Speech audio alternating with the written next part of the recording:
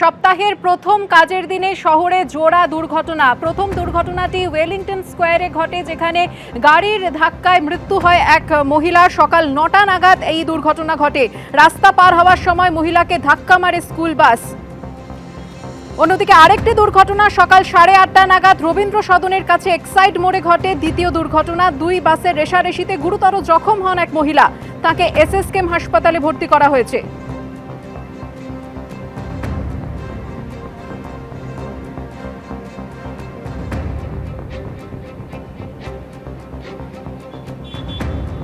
সপ্তাহের প্রথম কাজের দিনে শহরে জোড়া দুর্ঘটনা। ওয়েলিংটন স্কোয়ারে স্কুল বাসের ধাক্কায় মৃত্যু হয়েছে এক পথচারী মহিলার। সকাল 9টা নাগাদ দুর্ঘটনাটি ঘটে। রাস্তা পার হওয়ার সময় মহিলাকে ধাক্কা মারে স্কুল বাসটি। আর এরই আগে সকাল 8:30 নাগাদ রবীন্দ্র সদনের কাছে এক্সাইড মোড়ে দ্বিতীয় দুর্ঘটনাটি ঘটে। দুই বাসের রেষারেষিতে গুরুতর জখম হন এক মহিলা। তাকে এসএসকেএম হাসপাতালে ভর্তি করা হয়েছে। কথা বলবো আমাদের প্রতিনিধি আবির দত্তের সঙ্গে।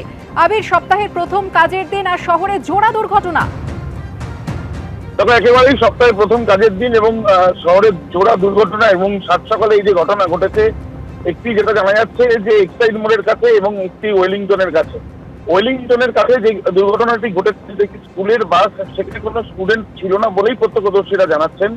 এবং তারপর যেটা হয়েছে যে সেখানে যে একটি বাস সেটাকে ধাক্কা মারে একজনকে এবং তিনি ছিটকে পড়ে যান এবং পরবর্তীকালে যেটা জানা যাচ্ছে যে ওই মহিলার মৃত্যু হয়েছে। অন্যদিকে এক্সাইড মোড়ের কাছে রাস্তা পারাপার করছিলেন একজন এবং ঠিক তখনই 222 রুটের একটি বাস যেটা বেপরোয়া গতিতেই আসছিল বলে প্রত্যক্ষদর্শীরা জানাচ্ছেন, অত্যন্ত দ্রুত গতিতে। তারপরে সেই বাসটি গিয়ে ধাক্কা মারে ওই মহিলাকে। তিনি অত্যন্ত আশঙ্কাজনক অবস্থায় এসএসকেএম হাসপাতালে ভর্তি রয়েছেন। কিন্তু ইতিমধ্যে দুটি ক্ষেত্রে ধন্যবাদ আবির।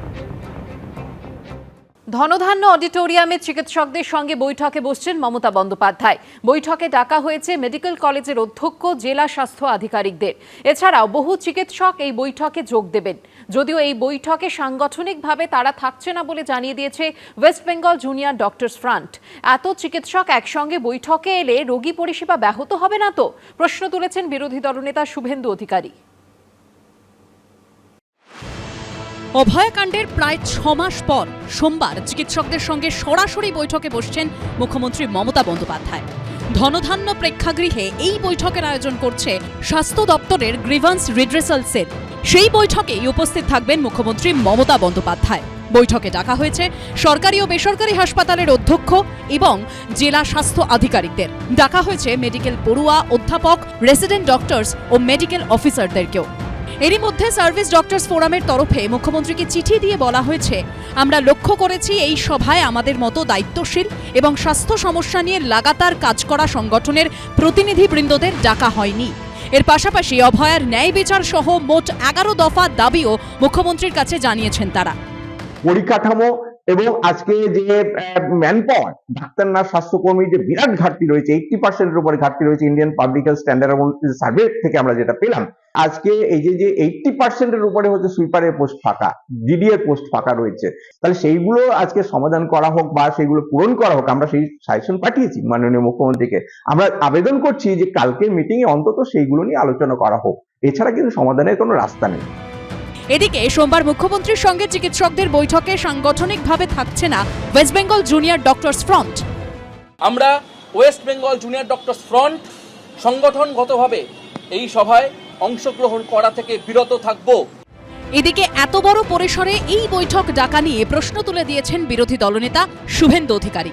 সোশ্যাল মিডিয়ায় তিনি লিখেছেন, আমি মুখ্য সচিব মনোজ পান্ত ও স্বাস্থ্য সচিব নারায়ণ স্বরূপ নিগমকে প্রশ্ন করতে চাই, আলিপুরদুয়ার থেকে পুরুলিয়া এই যে 675 জন চিকিৎসককে ধনধান্য অডিটোরিয়ামে চিকিৎসার আরেক নাম সেবা নামক কনভেনশনে ডাকা হচ্ছে, যেখানে পশ্চিমবঙ্গের মুখ্যমন্ত্রী রাজনৈতিক ভাষণ দেবেন, এতে কি রোগী পরিষেবা ব্যাহত হবে না?